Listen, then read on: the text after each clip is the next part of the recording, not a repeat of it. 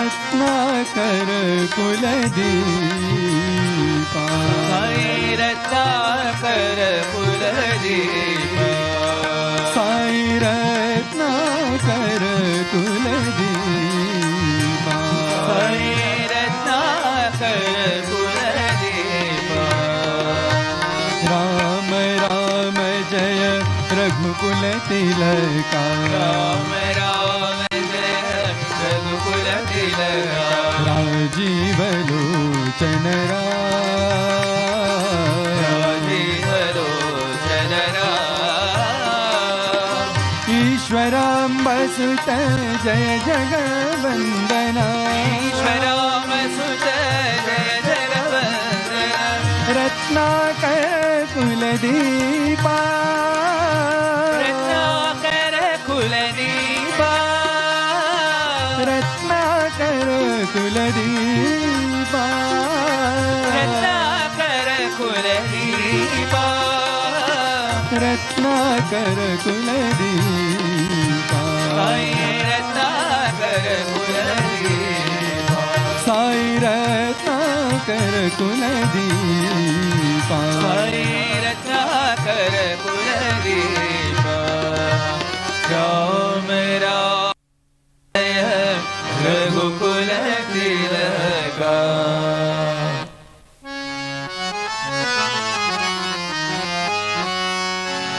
दानव भंजन राम साई श्यामल कोमल दानव भंजन राम साई श्यामल कोमल दानव भंजन राम साई श्यामल कोमल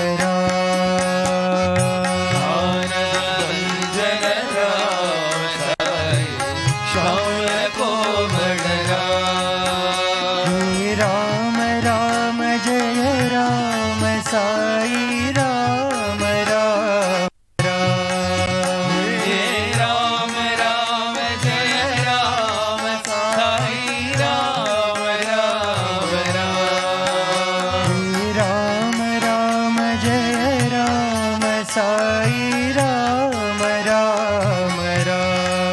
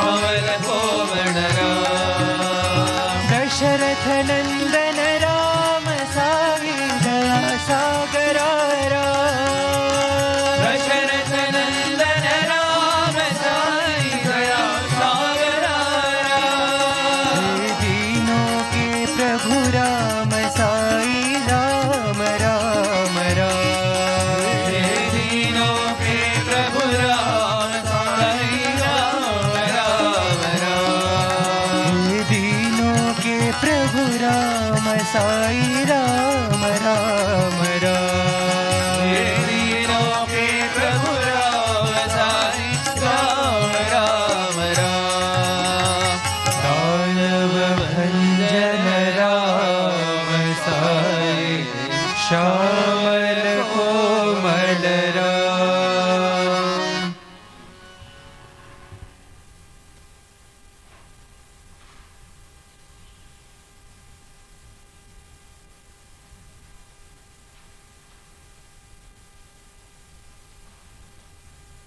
Om Shri Sai Ram.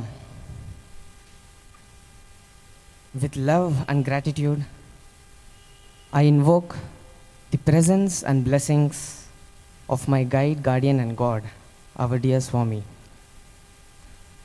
Esteemed speaker, revered elders, sisters and brothers, Sai Ram and good evening to one and all. Swami wrote these beautiful lines in this Telugu song, which goes like, Saramu rasamu susara narikelamu Miranga mirangan Melaina Rama nama menta manchi teepi Mirenta sevimpudi yenta manchi teepi. Which means, O devotees, taste the sweetness of Lord Rama's name, which is as sweet as coconut water.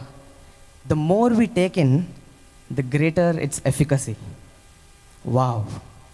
What a blessing it is for all of us to have got this opportunity to immerse ourselves in this nectarine sweetness of the name of the Lord, the story of the Lord, and the glory of the Lord through the Rāmāyana Sapthāha. Yesterday, we heard the Vaibhavam and Madhuryam of Sri Sita Rama Kalyanam.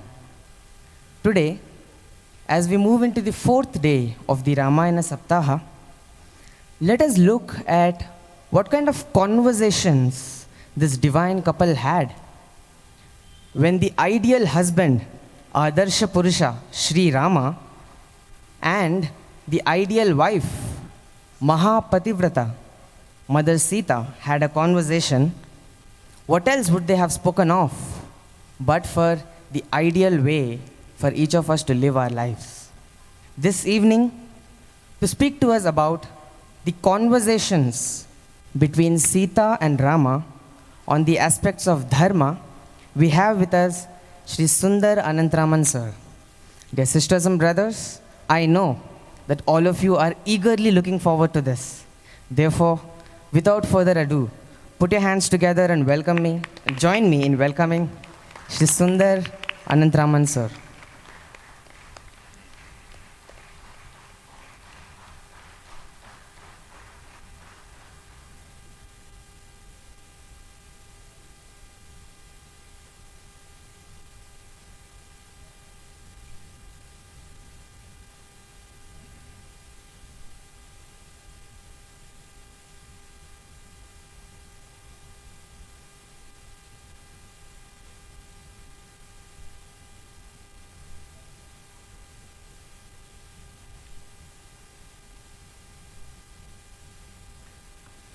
Om Shri Sai Ram. Humble pranams at the divine lotus feet of Bhagwan. Dear brothers and sisters, respected elders and members of the Sai organization. Yesterday, we saw the holy wedding of Lord Rāma and Sita. And today, on the fourth day of this Rāmāyana Sapthāham, we are going to explore the insights of messages hidden on the aspects of Dharma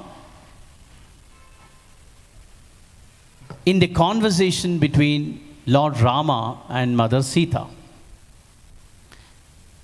There were a lot of conversations in Rāmāyana with Bharata, with Sugriva, with Kausalya, with Dasharatha. In fact, every character of Rāmāyana, Sri Rama had a conversation. Now, these conversations are just not the conversations that we all have in our families, with our colleagues, with our families, members, and all that.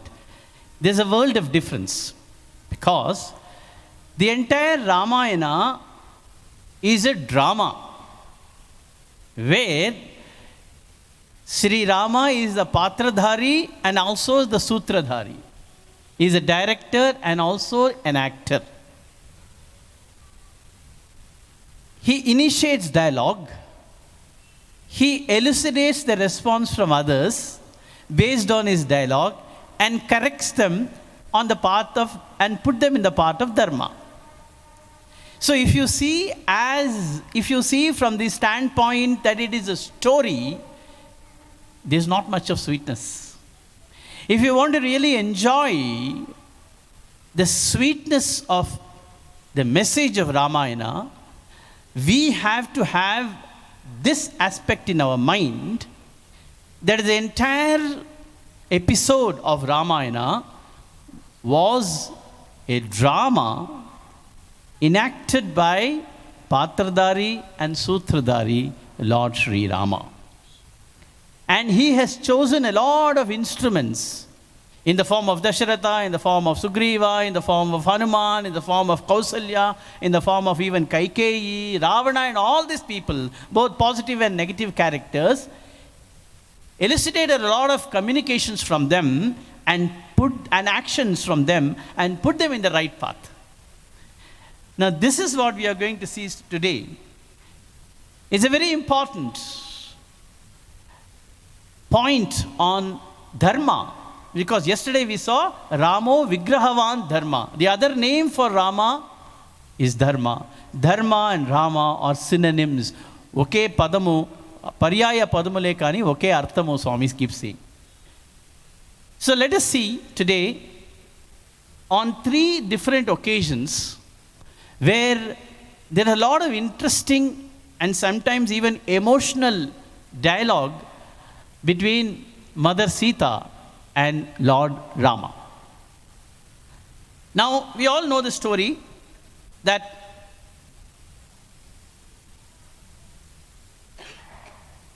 Kausalya has been feeling the absence of Rama when Rama told her, conveyed the news that he has to go to the forest. Now, we will begin with that dialogue and then continue.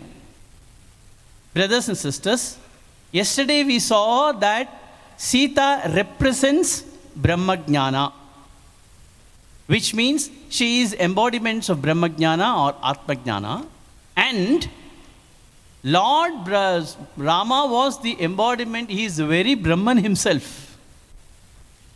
Where did she get the knowledge? From Brahman itself, and Brahman represents Lord Rama. Together, with their conversations, they are spreading the knowledge on Dharma to the society. Such was the power of these dialogues that even today, after hundreds and thousands of years, Rāmāyana was enacted. Today, even in Kali Yuga, in 2023, it has got a lot of relevance. Why? That is because the conversation were not an ordinary conversations, as I told you a few minutes back. It is a conversation full of meaning for us to follow today, and even today we have the relevance of those conversations. We can directly apply it. It is a prescription for all of us on Dharma. And especially today we are going to talk about Stri Dharma and Kutumba Dharma. Right. It was an occasion, not a very, very happy occasion. The turn of events unfolded that Rama had to go to the forest. It was his divine sankalpa that he had to go to the forest. And when Rama was preparing to go to the forest, the scene is that the news is not yet reached Sita. Just visualize. The news has not yet reached Sita, though Sita knew. Back of mind, Sita knew that we are all going to forest because it's all preordained sankalpa, and she as a Brahmajnani knew what is going to happen. But yet she is enacting as if she doesn't know. But Rama did not come to Sita first. After meeting Kaikeyi and Dasharatha, after getting that instructions from Dasharatha, he goes to Kausalya. He goes to Mother Kausalya to take her blessings for his journey to forest. Now you can imagine the situation, how a mother will feel, and that too, Rama, whom she had deposited her life, I should say. Like for example, she is not attached, but she cannot live without Rama. Nobody in fact can live without Rama. And more specifically, a mother. Right. So what does Kausalya, how does Kausalya react to this news? The news, he said, and he came along with Lakshmana. Lakshmana is full of emotions. And Mother Kausalya saw Lakshmana and got the message, because Rama is always smiling. If you see Rama, it doesn't make much of a difference whether it is a forest or tomorrow is Pattabhishekam or next minute he is going to the forest. It doesn't matter. So when you see Rama, it is slightly deceptive, if I can use that word, because Kausalya cannot make out what is going to happen. She will only think, looking at a smiling Rama, that Pattabhishekam is going to happen today.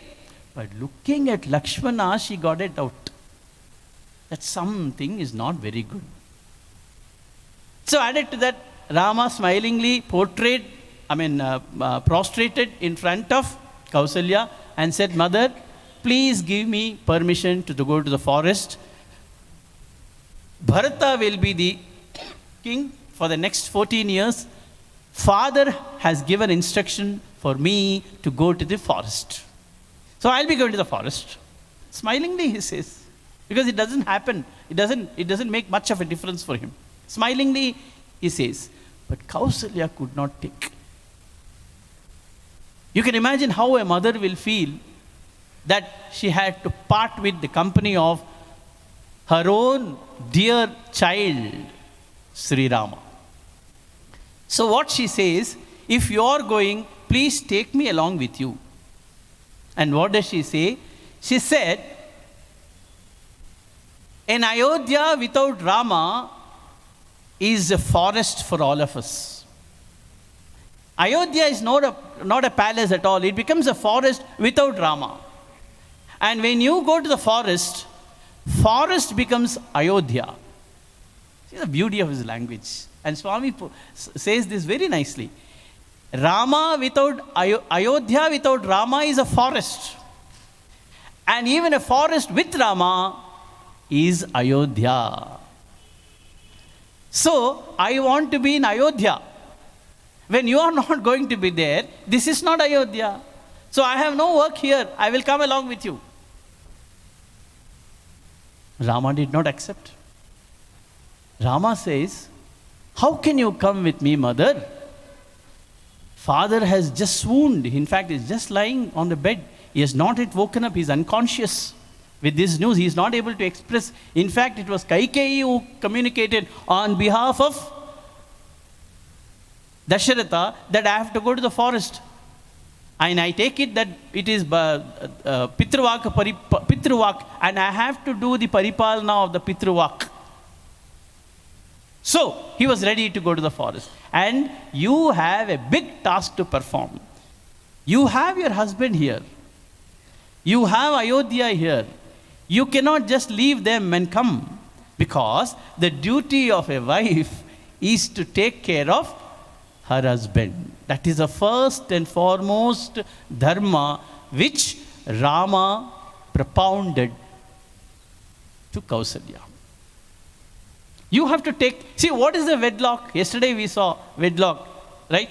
There's a promise that dharmecha, arthecha, kamecha, natacharami. I will be with you. You are my ardhangi. In the sorrow as well as in difficulties, you have to have a share in, meaning both of us together will experience both joys and sorrows, profit and loss, setbacks and peaks. So with that is the case, you have to be naturally with your husband. My father, Dasharatha, and more specifically now, when he has fallen down, you cannot afford to lose. Kausalya was insisting on that. But after the insistence of Rama, she knew that Rama is very, very firm, resolute, emphatic in his statement, and he is not willing to budge. There are a lot of conversations happen, but I am only picking up the essence of what is important in the entire conversations. Right. Now what happened is, more important is, after that he took the permission of Kausalya, and also the acceptance that Lakshmana will also follow Rama. He goes to the chamber where Sita is residing. Now what does Sita say? Sita is assuming as if she has not heard anything, but she has heard all the entire conversation that happened between Rama and Kausalya. This is what Swami reveals, that she was a witness and she knows what was the discussion. Rama came, told Sita, Sita, I am leaving to forest, right? I am leaving to forest. I have been asked to go to the forest. So forest is my kingdom for the next 14 years. Bharata is going to lead this kingdom. Be cooperative with him. He is going to be the monarch. You have to give respect. Don't discard him. And along with him will be Shatrughna. Then all the in-laws. You have Kausalya, you have Sumitra, you have Kaikeyi. Take care of them. Take care of my father-in-law. Don't go to Mithila. Don't say that I am not there, so I will take a flight and go to my kingdom to stay with your father and mother. Don't do that. Please be here and serve the in-laws. Kaika was laughing. Sorry, Sita was laughing. What is this you are talking? How can I be separate from you? How is it possible? You have to say all these things only when I am going to be here. I am not going to be here. I am going to come with you, no? So it doesn't apply to me at all. It just doesn't apply to me. You cannot say all these things to me. Now the interesting conversation starts between Sita and Rama on the aspect of Stri Dharma. Now this kind of a message is very, very important in applying those values and those aspects of Dharma into our day-to-day life. That was the purpose for which Swami maneuvered these kind of incidents, and he narrated that so that humanity can follow these in letter and spirit. It is not enough if we just know Rāmāyana.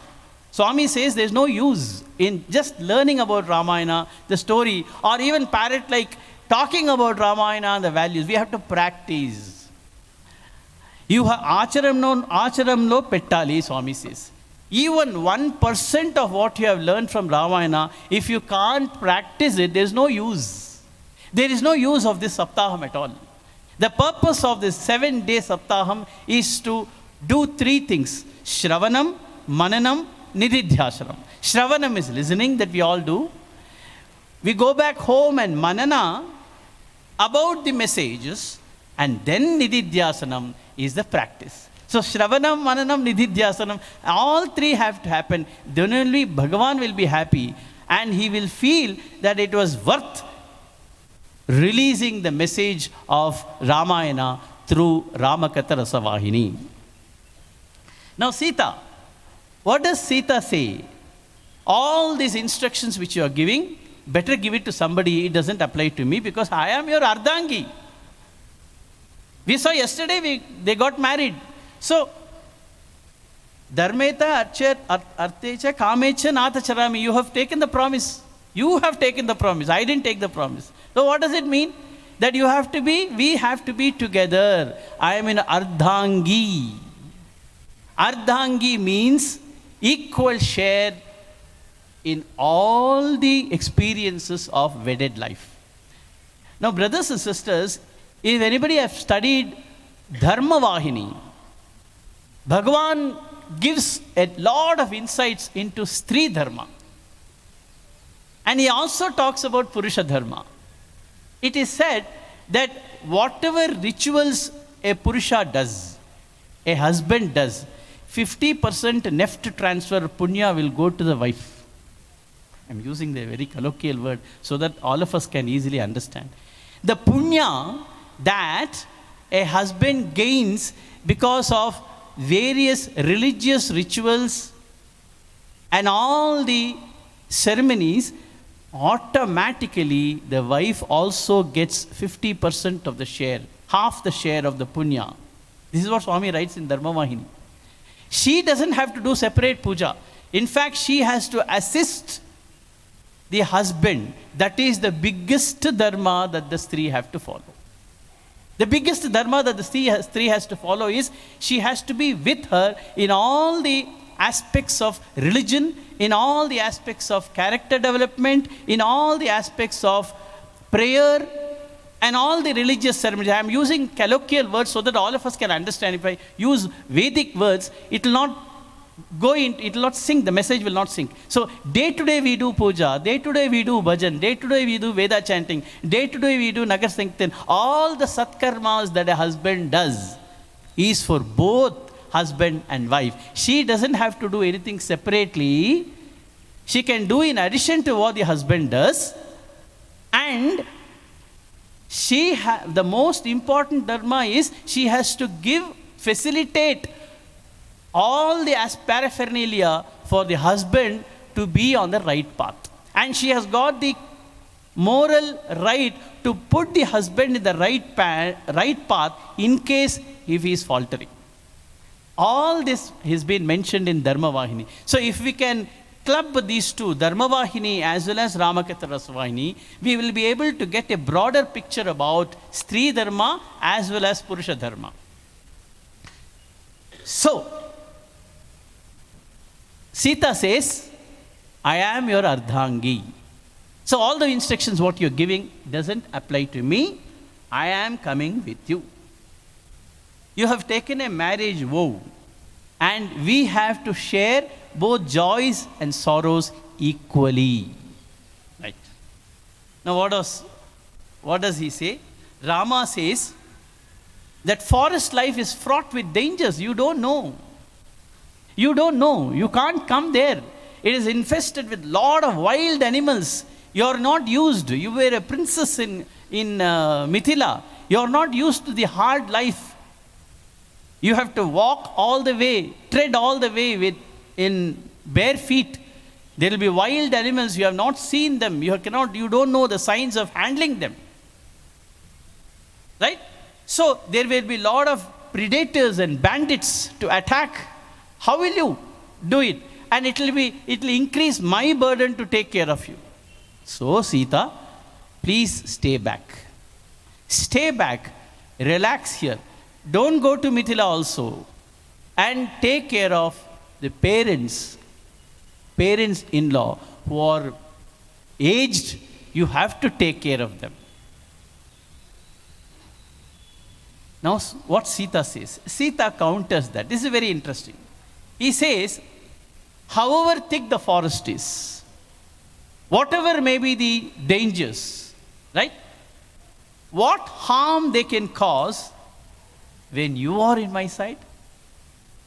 Yesterday we saw Shrukakirti was saying that today is not very auspicious to go back to Ayodhya because it is not a proper good omen. There are a lot of negative omens we are seeing.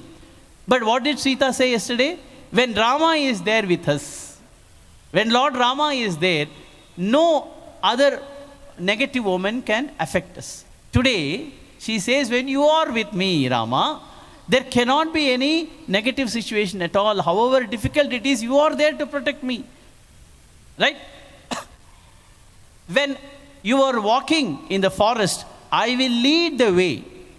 I will lead the way and ensure that all the thorns and the stones and everything is removed. I will clear the path so that both you and Lakshmana can come behind. I will do that. You don't have to worry. I am used to all these things. You don't have to bother. You don't have to take extra pains to protect me, is what she says. I'm talking about predators. I'm talking about beasts and animals and demons. You can take care of them very well. Are you saying this to me? A person who can protect the whole world. How much of a burden it will be if one more person has to be. All of us are included in that protection. Your Divya Kavacha is there. Your divine protection is there. So I don't have to bother about that. So I will not trouble you. I will take care of myself, is what Sita says. So Sita says, in this palace, there are a lot of assistants, lot of people in this palace to give you. I don't get a chance at all. In fact, this is a chance. Tava seva ki avasar dijo. She is praying to Lord Rama. If I go to the forest, if you all go to the forest, what will happen there is that nobody is there to serve you. I will be there to serve you. I will get an opportunity to serve you, Rama. Please give that opportunity. Rama is just not accepting all these things. He is again maintaining his own stance. But Sita says, I will be very happy to serve you because with you, anything is digestible. With you, with me, anything is possible. But me without you, anything can happen. So please accept me and I will come along with you. See, this is a very important aspect because she has to say this openly. Now, do you think Rama doesn't know all these things? Do you think Sita has to say all these points to Rama? As I told you in the beginning, this is a drama where Rama elucidates certain communication, certain dialogue from others also, so that together it forms a message on Dharma to the humanity.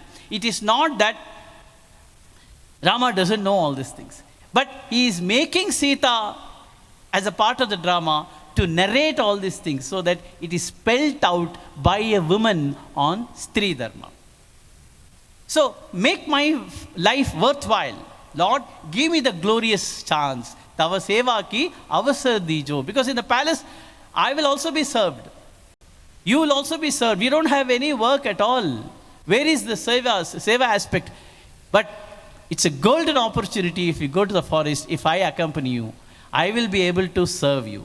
So that was the pleading of Sita. You said yesterday that you are the scion of Ikshvaku and you don't want to bend your head because of Ikshvaku dynasty. You said Ikshvaku dynasty is very important and you have to ensure that you live up to the reputation of the kings of Ikshvaku, right? All that marriage ceremony we saw. Today, Sita, Mother Sita is reversing the statement. He says, Ikshvaku dynasty, you have saved millions from danger and disaster. Can't you guard me against them? Are you so weak? Swami says, no pirikivadu. Swami uses the word no pirikivadu. That means you are darpok. In fact, he uses this word. Are you a darpok, Rama? That you say that you can't protect me? New pirikivadu. And Sita is bold enough to say all these things as a part of the drama. And Rama allows her to talk these vocabulary so that the humanity gets the message. So he says, Lord, I cannot but follow you. I will lay down myself and sleep at your feet. That will give me the fullest bliss. I am not discounting anything here because as it is, I have taken these words from Ramakatha Rasavahini, because these are all words which no other vocabulary should take the position. We have to use the original Ramakatha Rasavahini vocabulary itself. What words Swami has used and how Professor Kasturi has translated. So I have not put my own words here. All these words which is written is straight from Ramakatha Rasavahini. So I cannot exist alive for a moment apart from you. And he says, if you hold fast to your resolution and leave me in Ayodhya, she gives that ultimate message that Sita's eyes, Sita would have drawn her last breath. No, this was the ultimate any woman can say to her husband. After all, she's only asking husband to take her to the forest so that she can serve Lord Rama. Rama insists. That is the nature of Rama. He gives various other reasons. The forest life is fraught with danger. You have to change your dress code. You have to wear matted hair, make clothes of bark trees. And when we all go for the daily ablutions, you will be left alone in the Parnashala. Who will take care of you? See the message here.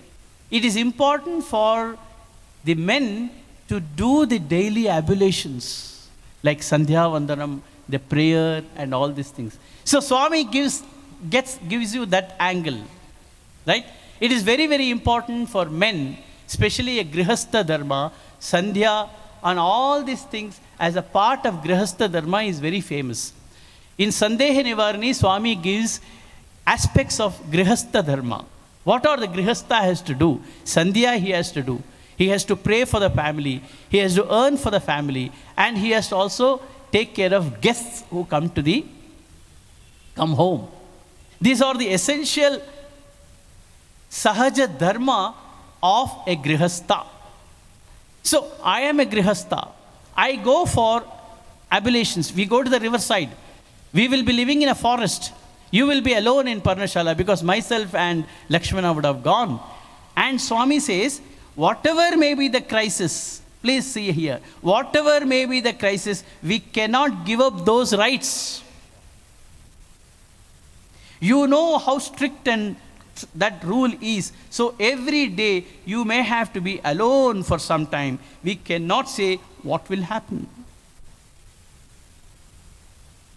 These are all the words used by Bhagavan so that we all get that message, brothers and sisters. If you have read Ramakatha Rasavahini chapter by chapter, Swami repeats every chapter that the aspect of daily rituals. There are certain things which he narrates continuously in Rāmāyana, that on that day they finished their bath, had ablutions, offered Sandhya Vandanam. And the next day they were tired, they slept early, and they had good food. They ate only fruits and tubers, and then they went to riverside. They had ablutions. So continuously he's been saying, he's not tired of repeating. Why? We wonder why is Swami repeating the whole thing? So that we practice them. We have to practice these aspects of rites and rituals that is ordained in the Shastras. So for that, Swami has been repeatedly saying, and here Rama says that we have to, just because we are living in the forest, I cannot compromise on that. There is no chance. I will have to go to the forest to offer rites and ablutions. That is a part of my Dharma, Grihastha Dharma. So when we go, you will be alone. So who will take care of you? These are all the reasons which, Rama is repeating. Rama or Ramachandra? Sita says, Lord, you are called as Ramachandra. What does Ramachandra mean? Rama means moon. Chandra and Sita. You are called as Ramachandra. You represents moon. And Sita is the cool moonlight. Now she is asking a very logical questions. You are Rama, the Ramachandra, representing the moon, and I am the moonlight. She is asking a logical question. Can you be in the forest, the moon be in the forest, and moonlight in Ayodhya? Crazy. Impossible. If you are the moon, I am the moonlight. The moonlight cannot be in Ayodhya and the moon in the forest. The moon and the moonlight have to be together. Wherever there is moon, there is moonlight. That is why you are called Ramachandra. So, it is impossible for me to stay in Ayodhya without you. You are the moon and I am the light. After this, Rama yielded.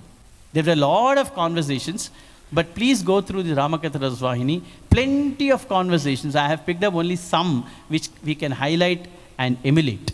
So, at last, after all these pleadings, Rama is convinced not with Sita's contention.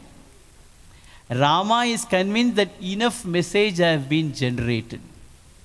That is the angle with which we have to see. Rama is convinced that enough message has been conveyed to the citizens, enough message has been generated for the mankind, for them to follow. Then he says, okay, come with me. Come along with me, get prepared. And there was total joy. Sita experienced a lot of joy, and she started giving away all the jewelries, because for next 14 years she will not be there. She started distributing all the jewelries and all the aspects which she will take care every day in the palace, whatever the duties, all that she assigned to various people, and she was preparing herself to go to the forest. Let's hear a bhajan and continue our dialogue. Sai Ram.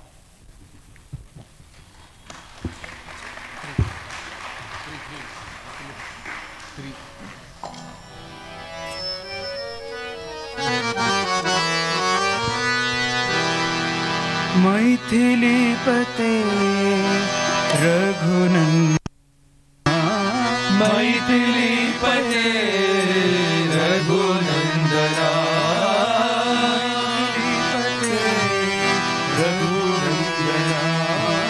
मैथिलीपते रघुनन्दना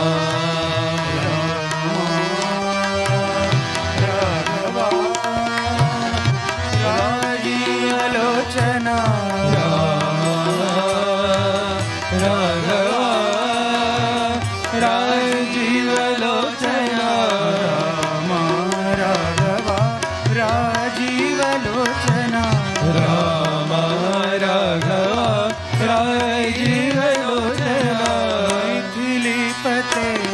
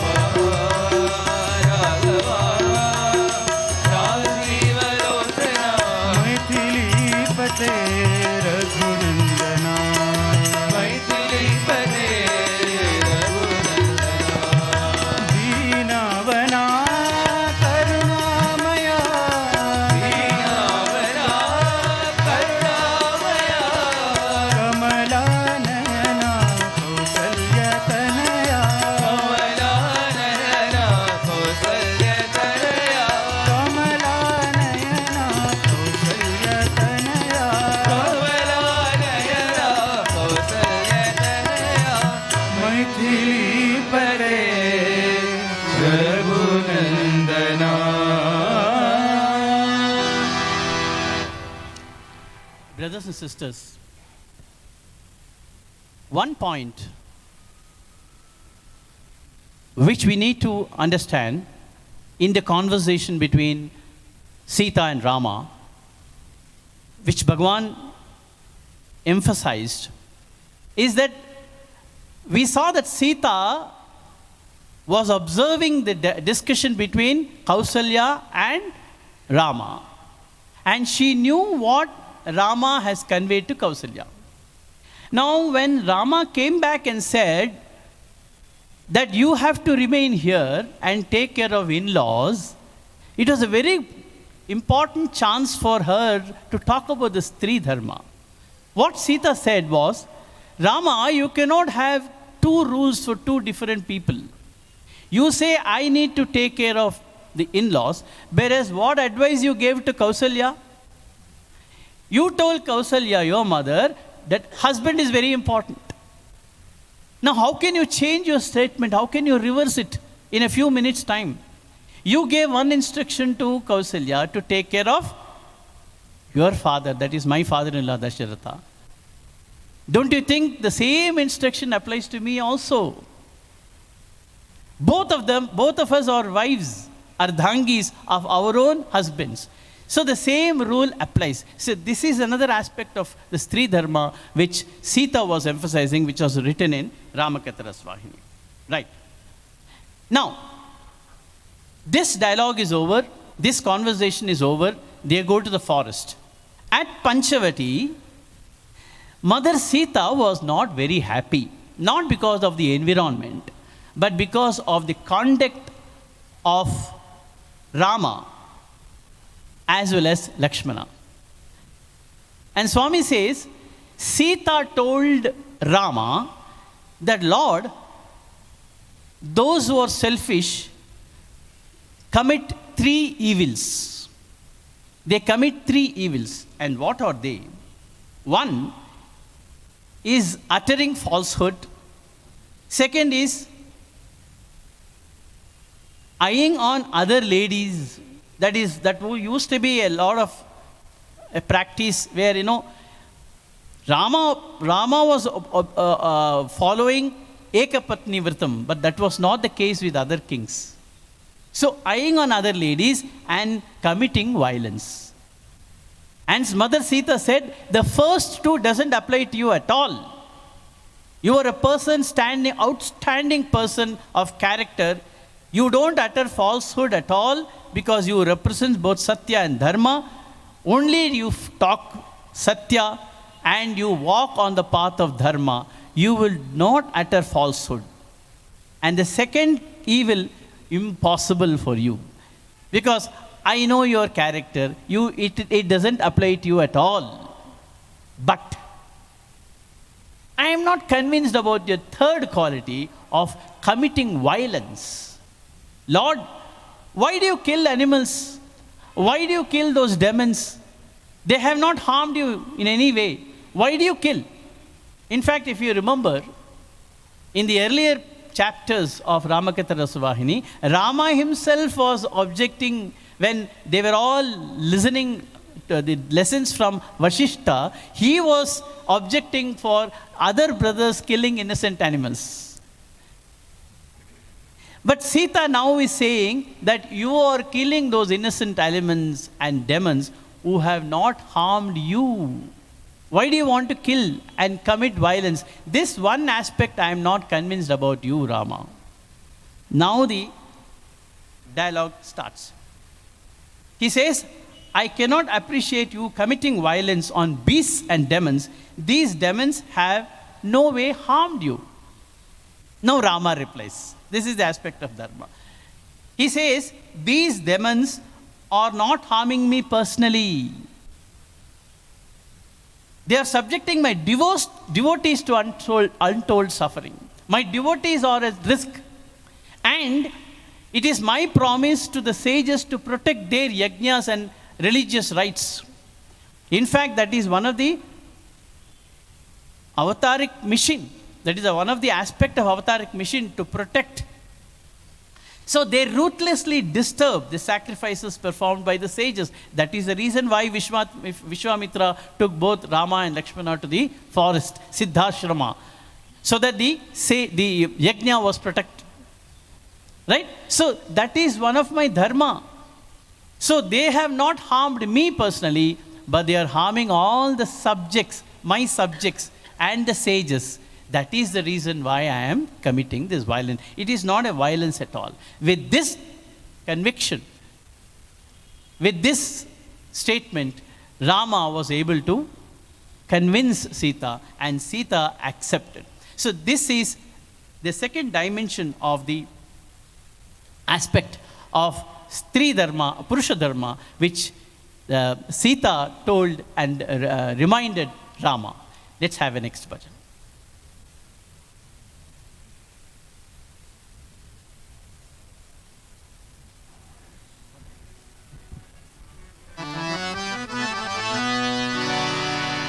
Ramchandra रघुवीरा Ramchandra रणधीरा Ramchandra रघुवीरा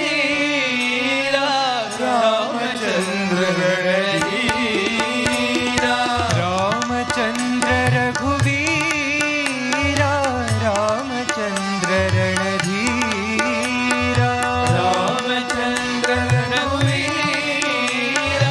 Ramchandra रणधीरा Ramchandra Raghunath Ramchandra Jagannath Ramchandra Raghunath Ramchandra Jagannath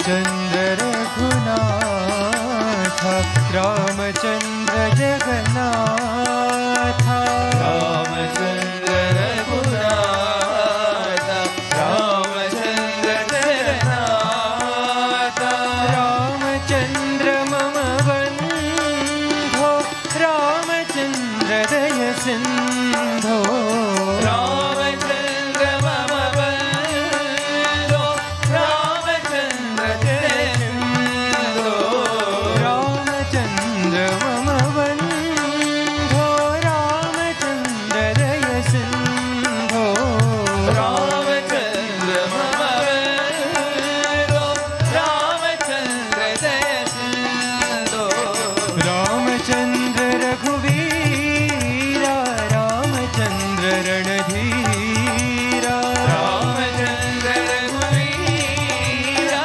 Ramchandra रणधीरा Ramchandra Raghunath Ramchandra Jagannath Ramchandra Raghunath Ramchandra Jagannath Ramchandra मम बंधो रामचंद्र दय सिंधो रामचंद्र मम बंधो रामचंद्र जयसिंधो रामचंद्र मम बंधो रामचंद्र दय सिंधो रामचंद्र मम बंधो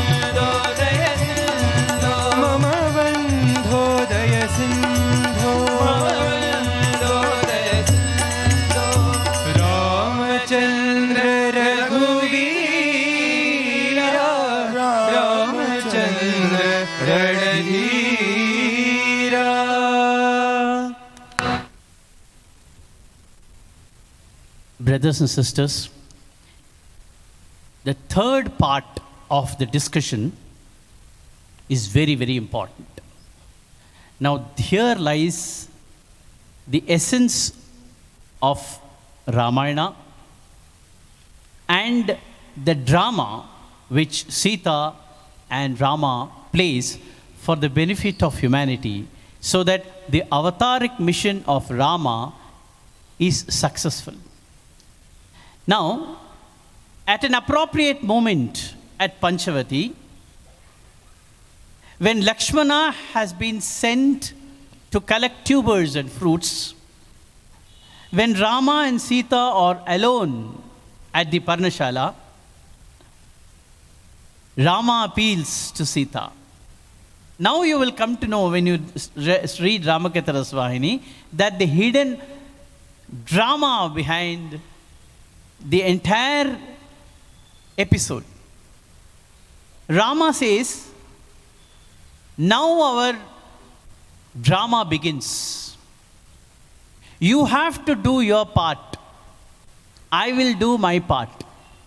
Both of us will have to enact this drama for the benefit of mankind. Which means what? It's not that yesterday we saw that Rama did not even look at Sita. It is as if they were strangers, right? It seems accidentally he came to Mithila, and accidentally, by the spur of the moment, entire scenario changed and they got married. No, it is all preordained. And today what Rama says, in fact, Rama a few minutes back was saying that you don't come to the forest, you stay back in Ayodhya. What would have happened if Sita stayed back in Ayodhya? All this drama would not have taken place. All this incident would not have taken place. Now Swami says, Rama says, you be prepared. Both of us will have to start enacting. The time has come. That time has come in our avataric mission where it is time for action. The annihilation of the demons, annihilation of Ravana, all that has to take place. But there are a lot of hidden incidents which have to be unfolded. Right. Now what does he say? Both of us, companion, you know all. Mark the words. Both of us know why we have come on earth and what our task is, and the task begins now. Please understand these words and try to analyze that the whole thing is, again I am repeating, is but a drama. With that angle, if you read Ramakatharasvahini, the message is as clear as the daylight. But as Swami says, if you go from the angle of a story, it will be very, very confusing. Because there are a lot of contradictory ideologies, contradictory statements, which Rama himself makes. But if you read from the angle as that it is a drama portrayed by Rama to ensure that the message is spread, the whole outlook changes, your vision changes, and the whole message will be as clear as the daylight. Now, so what the Swami says, Rama says is, the task has begun now. So what he says is, now your attention please here, this is very, very important. He says, both of us are aspects of Agni.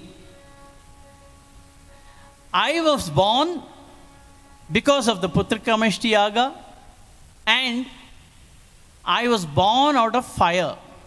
My body arose from the offering brought out of the flames of the sacrificial fire by the god of Agni. You rose, that means Sita, you rose from the earth that was furrowed by the sacred plow in order to consecrate for the fire altar.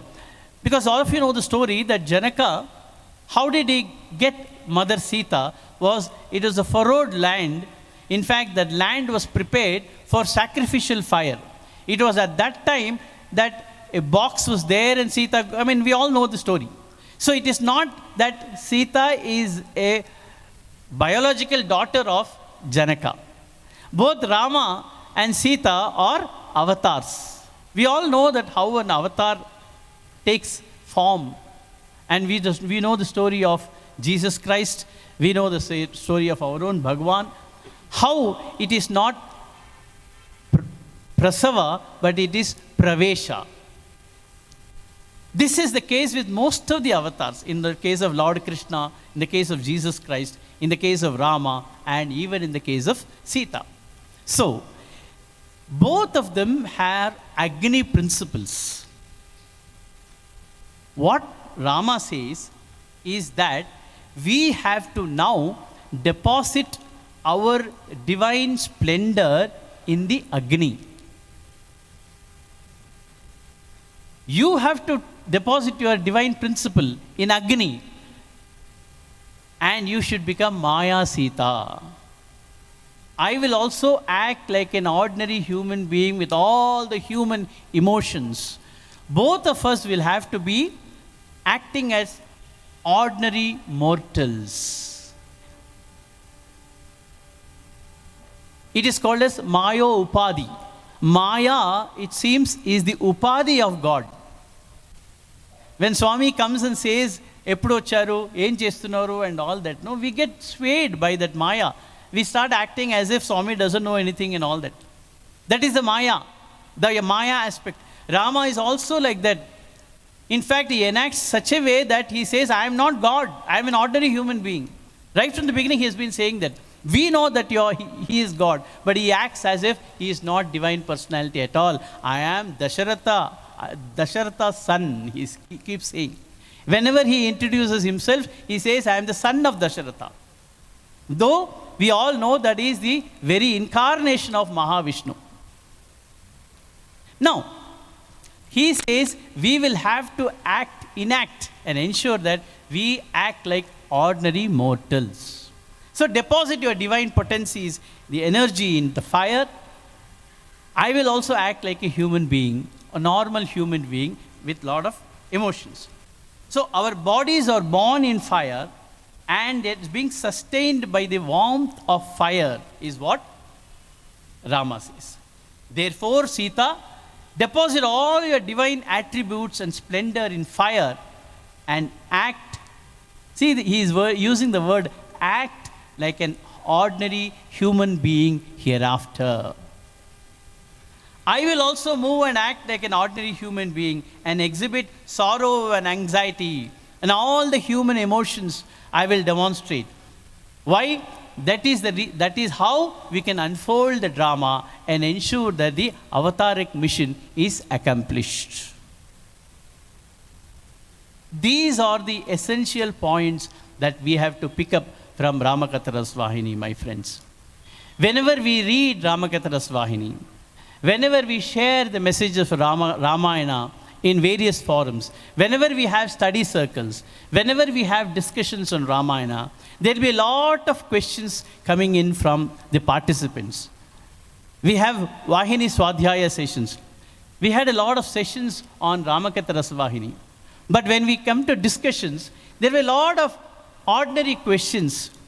Like, why did Rama behave like this? Why did Sita ask like this? Why did Dasharatha behave like this? Why did Kaika, who loved Rama so much, had to totally change her stance? Right? These are all the questions we normally ask.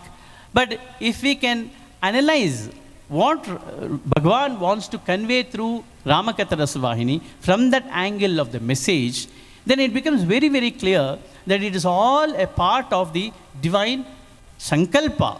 And it is because of Sankalpa that Kaikeyi asked the boon. It is because of Sankalpa that Ravana behaved that way. It is because of the Sankalpa that Ravana kidnapped Sita. It's all divine design, already planned. It's all a part of the master plan, as Swami says. So, our part, as a part of Shravanam and Mananam, is not just go behind the story. Swami himself says, he compares the entire Ramayana episode to an orange fruit.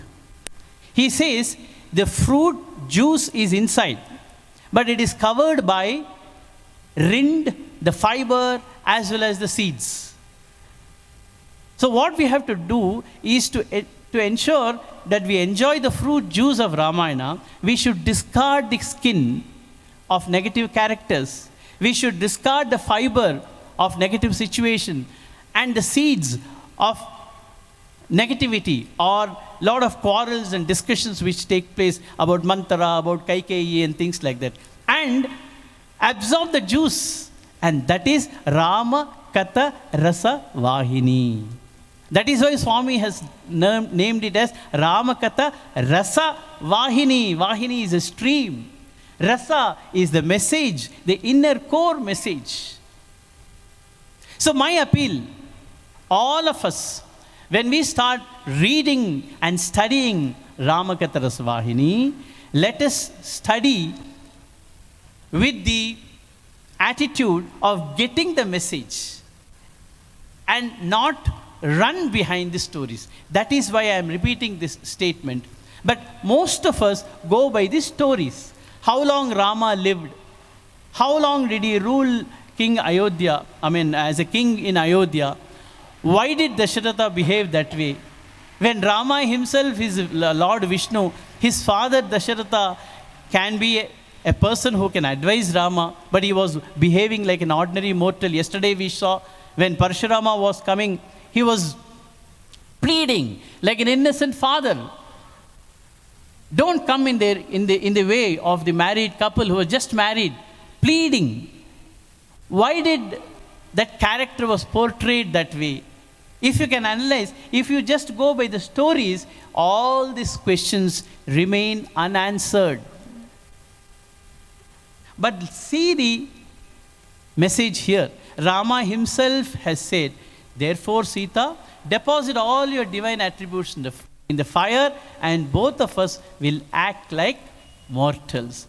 So when Sita was suffering in Ashokavana and when Rama was really suffering because of the lack of company of Sita, it is all human emotions enacted by these two divine personalities. It is not that we should not get carried away by the story aspect.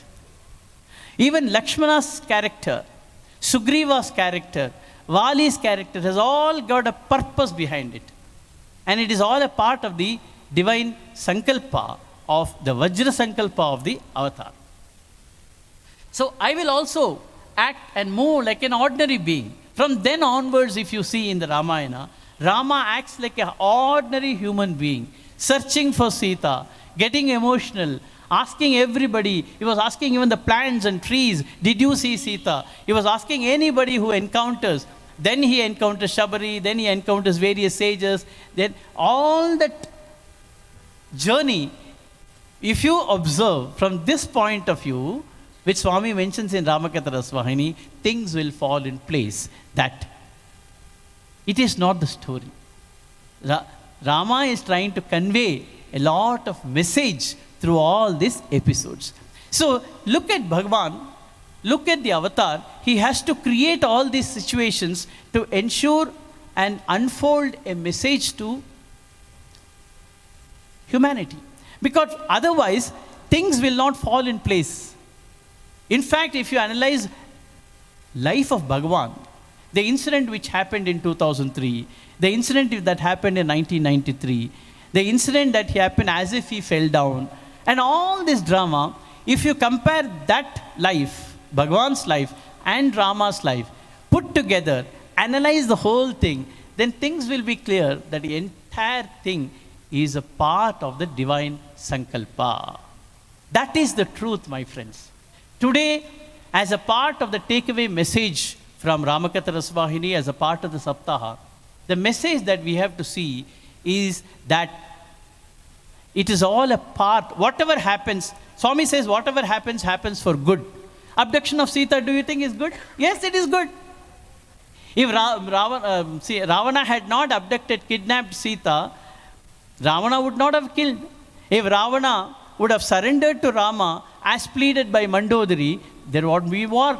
Ravana would not have been killed. Then where is the question of the avataric mission getting accomplished? So he has to create all these situations to ensure the humanity gets the right message. If Rama takes a mic and say that you be like this, you be like this, this is the message, my message of the avatar, it will not go to our head. That will not transform us. How to get transformation? Transformation can take place only by reading this and trying to emulate in our lives. So now, the divine splendor of both Mother Sita as well as Rama is deposited in the fire. They act like ordinary human beings. Now, Rama says, remember that our smallest act has to be an ideal for the householders. Look at the message. For the householders, not in Treta Yuga, not in Kali Yuga, not in Treta Yuga and Dwapara Yuga, but also in Kali Yuga, even in the 21st century. That message is more relevant today. That is what Swami keeps saying. Rāmāyana has got more relevance today. Why? Because Swami says, remember that our smallest act has to be an ideal for householders of the world. We have to hold forth as models in the relationship between husband and wife. Brothers and sisters, this is the message. So let us not read Ramakatharasvahini as a story. What are the messages that Rama is trying to give? See, he clearly says here, we have to hold forth models in the relationship between husband and wife.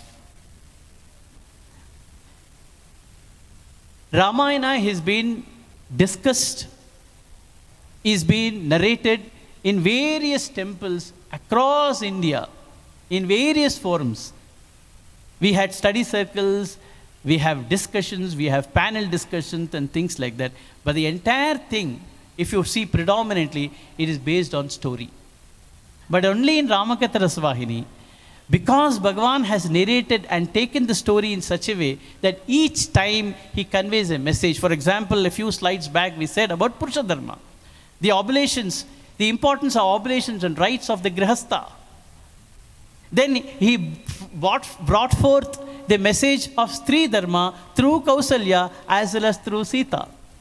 Now, this is how Ramakatharasvahini, as I shared on the first day, is totally a different book written by Bhagavan to convey the messages. Right. So, now onwards, they are going to be ordinary mortals, so though they are human beings, though they are divine beings. Now Rama says, we must consummate the effect, namely destruction of the Rakshasa clan, the breed. But there can be no effect without a cause. So we must manipulate a cause to justify it. Don't you think that there is all this is a part of the preordained divine sankalpa? Rama is unfolding. In fact, he is communicating directly how he is enacting the whole play. He says there should be justification for our actions. Every small act, we should be focusing on the effect that brings a change and transformation in the mankind, because mankind is going to benefit because of these episodes. Right. Therefore, place your divine splendor. Right. Now he says, the world has to realize that Ravana's dedication and devotion to God, within inverted commas, are not of the highest order. For what use is that sense of surrender if it is tarnished by craving for sensual pleasure and immoral yearnings? There was an incident which happened in Kodaikanal that it seems way back in 1988 or 89, that Swami created a huge chain which Ravana wore. And it had 365 lingams. Ravana was the biggest Shiva Bhakta. We chant Rudram daily. He doesn't eat without chanting Rudram and Shiva Puja. Ravana. We chant Rudram daily and we claim that we are all Shiva Bhaktas. But Ravana doesn't eat even a meal, drink water without Shiva Puja every day. That is why Swami created that chain, a huge garland, which had 365 Shivalingas, which Ravana used every Shivalinga to perform Abhishekam and Puja for one Shivalinga per day. That is the reason why Swami created that. Such a ardent devotee of Lord Shiva, how did he enact like this? Here the truth comes. Brothers and sisters, the message is very, very important. It is not important that we have devotion or bhakti without transformation. Swami said, I don't want your devotion. Naku nee devotion oddu. Em kavale? Transformation kavale. So if the devotion cannot transform us, if our bhakti cannot transform us, there is no point we are as equal or as good or as bad as Ravanas, to put it plainly. Because we may claim that we are devotees. What does bhakti mean? What does devotion mean? Swami says, your devotion, like for example, bhajan singers. I have been singing bhajan since 30 years. Okay, good. I have been chanting Redam for the past 20 years. I do puja every day. But if there is no transformation, Swami doesn't accept that. Brothers and sisters, what does bhakti mean? What does devotion mean? What it should lead to? Swami says, Sukha dukkhamulanu samumuga bhavinchi bratukute bhakti padamu naku. Kirti apakirti okka murtigane bhavinchi bratukute bhakti naku. If you are swayed by profits and loss, if you are swayed by highs and lows in life, if you are swayed by joys and sorrow, joy we jump with joy, and sorrow we go down deep into the valley. That is not bhakti. If you can take every challenge in life like what Rāma did. Swami says, when Rāma was asked to go to the forest the next day, he was as blissful as he was told, tomorrow is your Pattabhishekam. Tomorrow is your Pattabhishekam. He was blissful. Rāma had to go to the forest for 14 years. He didn't say, oh my God, did I have to go? What is this injustice? He didn't say that. He didn't say. But whereas if you don't get a chance to sing bhajans today, we put up castor oil face. I'm not trying to compare people. But what is bhakti? Bhakti means sukha dukkhamulanu samamuga bhavinchi bratukute bhakti padamu naku, Swami says. See the pun of words. Kirti apakirti okka murtigane bhavinchi bratukute bhakti. Kirti apakirti okka murti. See the pun of words. Swami says, if you can take all that in one stride with a smile like Rāma, that Rāma, you have to go to the forest, he took smilingly. It is not, he is insensitive. You are Pattabhishekam, you are going to be the king tomorrow. Santoshamu. For everything Swami says Santoshamu. Why? Because in life, there will be ups and downs. There will be challenges.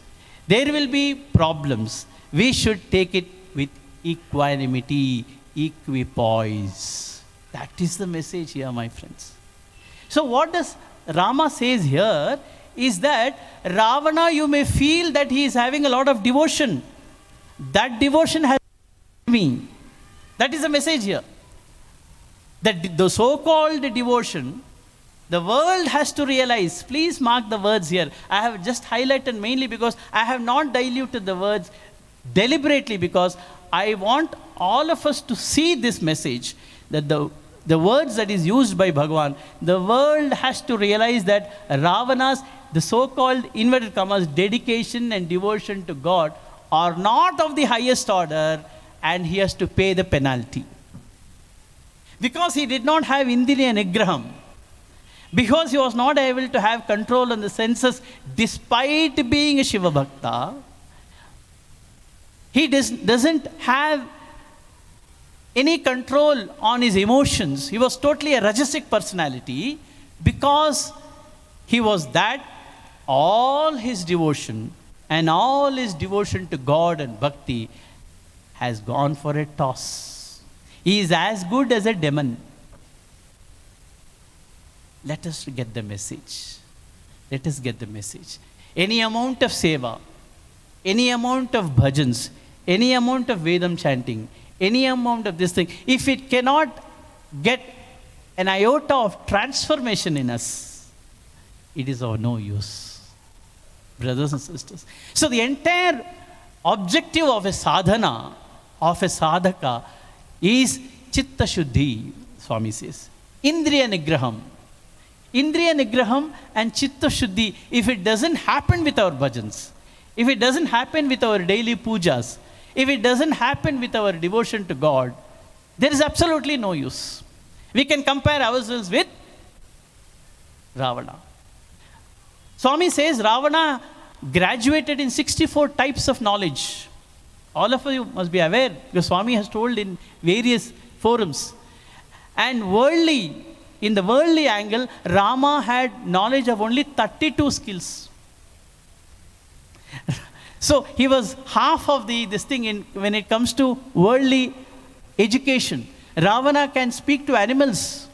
When Hanuman was narrating, and he was narrating in a different language which monkeys can speak in a grammatical way, Ravana was the only person who can understand Hanuman's words.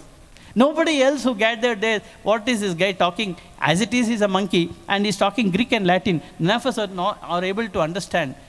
But Ravana says, I can understand what he says. He had that much of knowledge. He can speak to animals, he can speak to plants, he can communicate to anybody, he can fly, he has got various knowledge. Agriculture, astronomy, name it, he has got knowledge. But yet his fate was this. And added to all these things, was he an atheist? No, he was not an atheist. He had Lord Shiva in his heart. He did a lot of puja and all the rituals. But what happened to his character? What happened to his transformation? Devotion undikani, no transformation. This is the message which Bhagavan is trying to convey through this episode.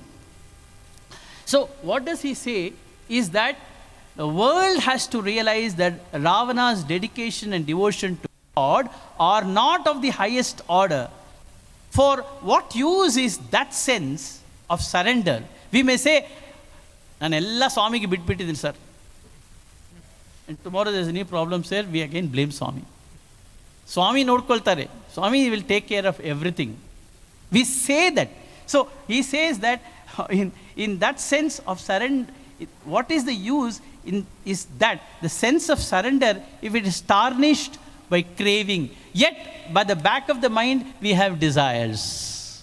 We have sensory desires, sensual desires, and we also don't have indriya nigraham, and we don't develop the proper character. We all think as devotees, our character is good.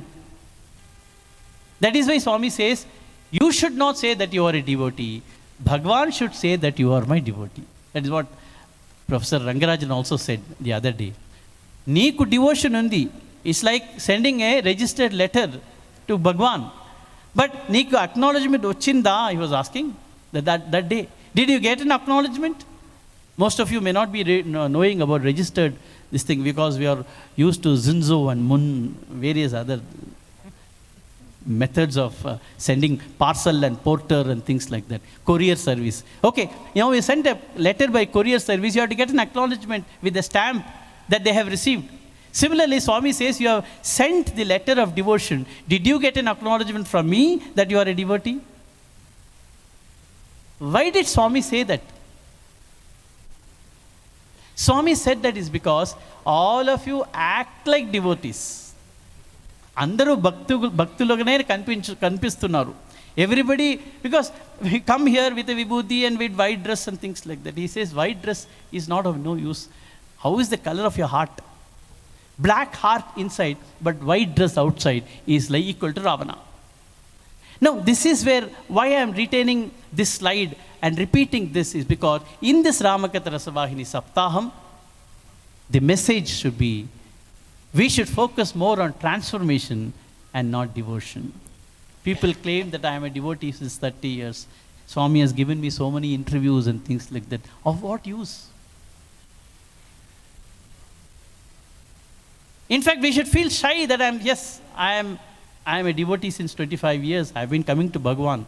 But if the other person thinks, I don't see any transformation in you, don't you think this applies to us also?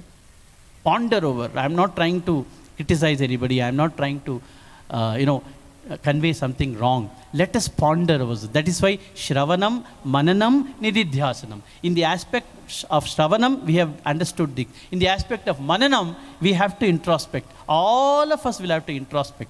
Am I like Ravana? I also chant Rudram. I also do puja. Ravana also did puja. But Ravana got killed. Why? Because he was not able to control sensory desires. He was not able to control his own emotions. He was rajasic in his personality. He had a lot of negative emotions despite being educated, despite having devotion. Let us draw a comparison and ensure that we don't make this mistake. That is why Ramakatha Rasavahini is prescribed by Bhagavan. Right. So, Ravana's fate. Then Swami says, over and above all this, Sita, there is one overwhelming consideration we have to place before ourselves. A curse has been pronounced. Ravana has to get the result of his actions. So a curse has been pronounced. Today or tomorrow, we have to get separated. Be prepared for all that. So the drama is unfolding. Now, this is again a very important.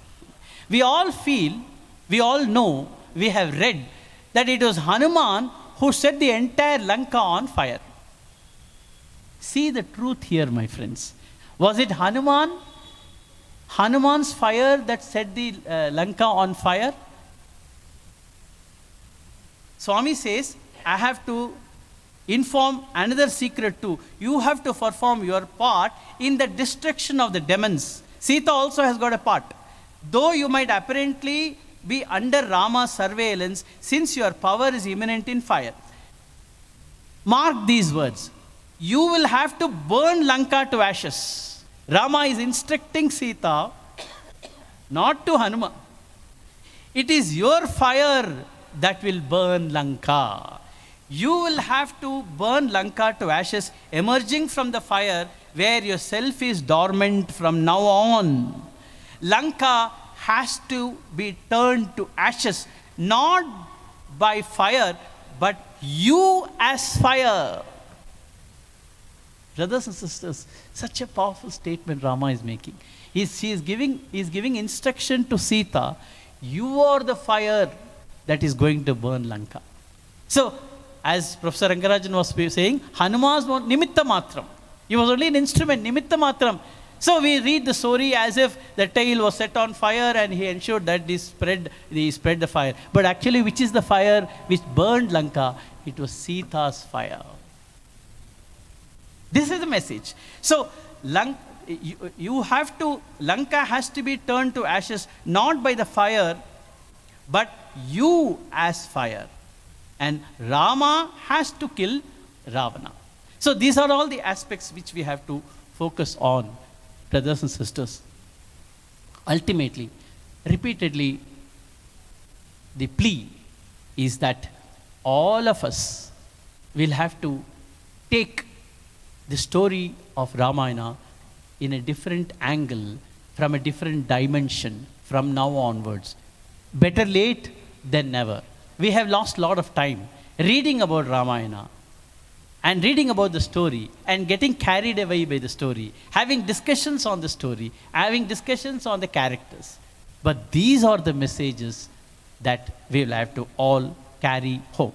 So then Swami says, Rama says, I will accept you back from the fire after having annihilated Ravana. I will accept you again from the fire where you reside. So we all felt questions are raised. Sita was such a pativrata. How did Rama had so stone-hearted? How did he ensure that Sita went back to fire and gets purified and things like that? A lot of people ask questions, but this is the reason. This is the reason, because her divine splendor was deposited in the fire. It was Maya Sita, and to retain back the original Sita, she has to go back to the fire, and the world has to get the message that she is as pure as the fire, and the fire god himself came and blessed and said, this test is over now. Sita is the purest. And now that is over, he demonstrated to the entire world his stance as a pati. Brothers and sisters, this is what I thought I should convey in the conversations between Sita and Rama. So, from then onward, every act and behavior of Sita and Rama, they were showing as if they were suffering from the pangs of separation. Rama was very, very weak. He was not eating proper food and things like that. Sita was in fact totally sitting in one place, Swami says. She just kept her head down and she did not lift up. So much so that there is a mark in her face. Swami narrates all these things. She did not just lift up and saw anyone for next 14 years, excepting probably she had a small dialogue discussion with Hanuman. But when Ravana came and all these people came, we all read in the stories that she started arguing and things like that. Nothing of that happened. If you have read Swami's description, Sita itlane unde. She was just like this and only thinking about Rama. She did not even change her dress. This is what Swami says in one of the Kodaikanal sharing with students. So these are all the aspects which we have to understand and ensure we see this story not as a story. We see this Ramakatha as a message, and that will transform us. Thank you, brothers and sisters. I offer this presentation at the divine lotus feet of Bhagwan. We'll have one more bhajan and conclude. Thank you. Jai Sai Ram.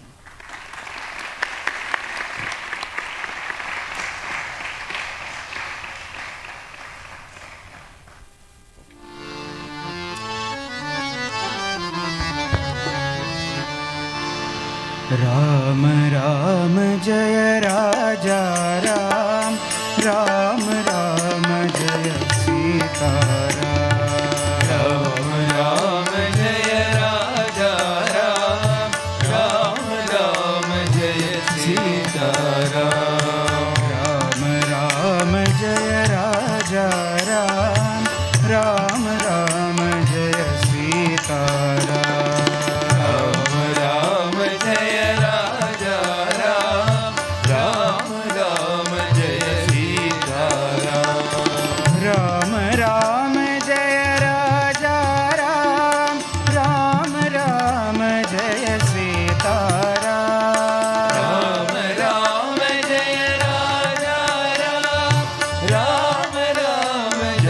Sita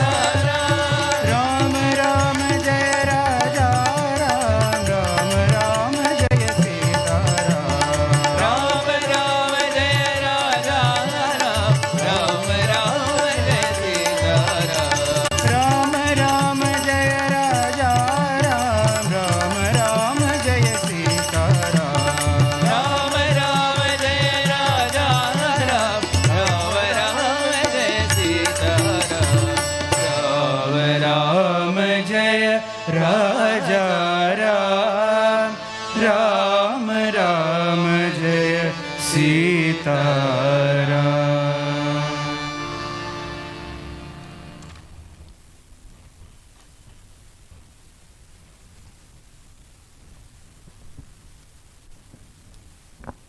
Sairam.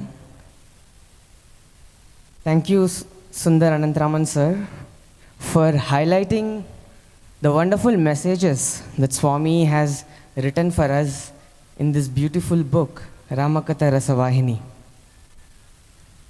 The Rāmāyana is like a guide from which we can learn how to live our daily lives, so that one day this Maya Upadhi that is covering each and every one of us will fall off, and we too will realize that life is a drama and we are all patradharis in this drama, and soon we will also realize that we are also the sutradharis in this drama, because like Swami always says, we are all Divyatma Swarupularas.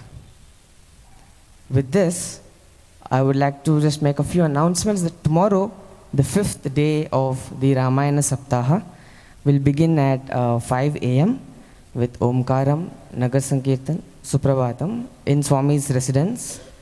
And the evening program will begin at 5 with Vedam and Bhajans, post which we will all get to learn about Lakshmana's bhakti and prapatti to Lord Rama. To speak more about this, we will have Dr. S. Giridhar Sairam, who will share his thoughts on this topic, post which we will have Mangal Arti and Swami's Prasadam. So now, we will conclude this evening's satsang with offering Arti to Swami, after which we request everyone to partake Swami's Prasadam. Sairam.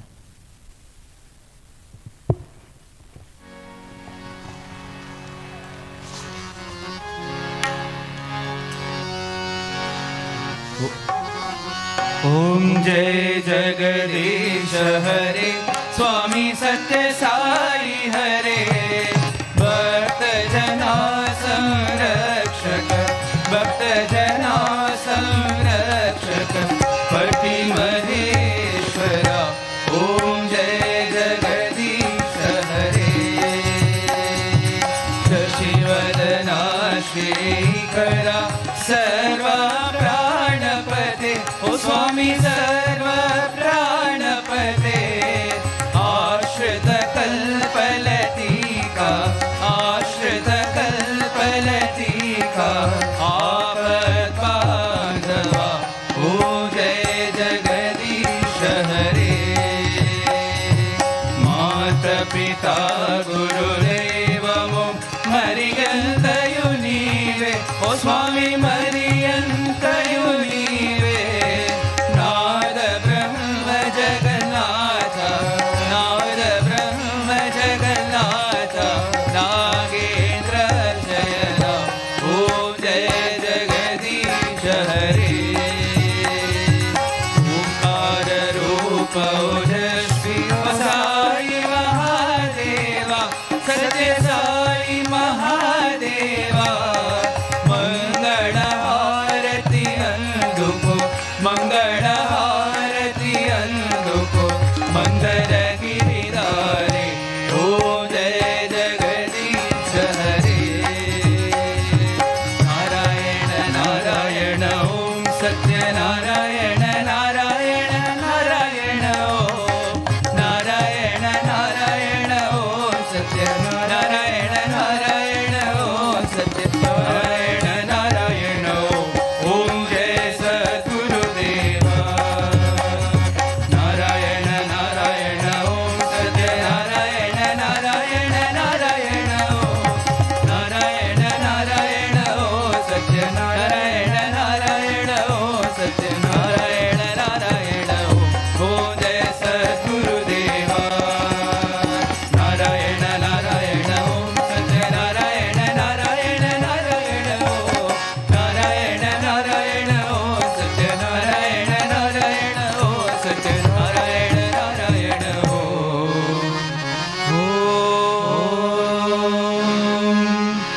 जय सद्गुरुदेवा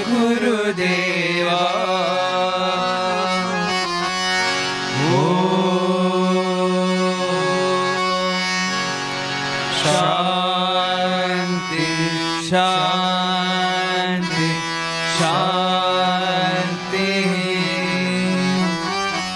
समस्त लोका सुखिनो भवन्तु समस्त लोका सुखिनो भवन्तु समस्त लोका सुखिनो भवन्तु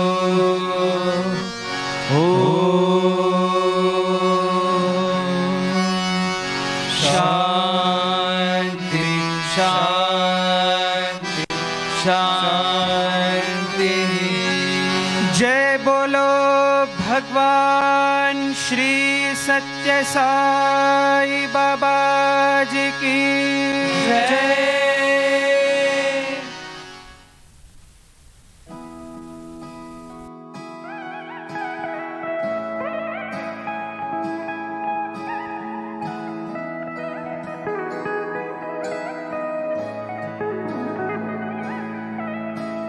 स्वस्ति प्रजाभ्य परिपालयन्ता न्यायेन मार्गेण महिषाः गोब्राह्मणेभ्यः शुभमस्तु नित्यम् समस्तलोका सुखिनो भवन्तु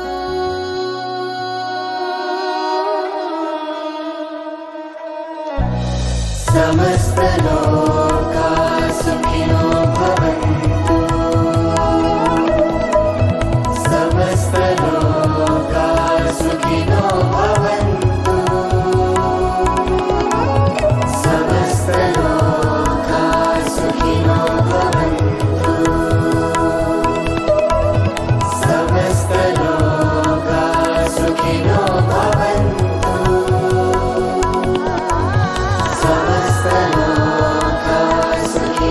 भवन्तु